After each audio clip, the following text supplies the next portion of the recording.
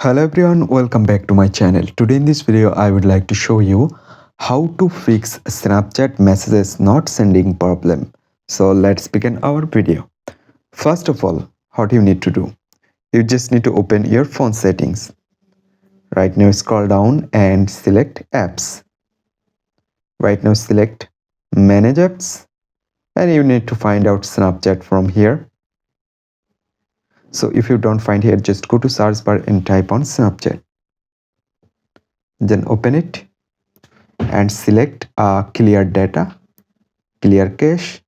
Okay, right now select permission and you just need to find out SMS option or messages option.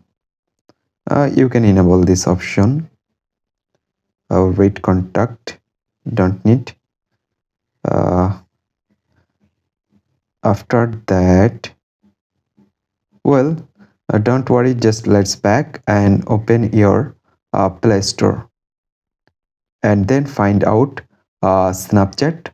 So here you can see, if you see there have an option for update, you just need to update your Snapchat. Must be update your Snapchat.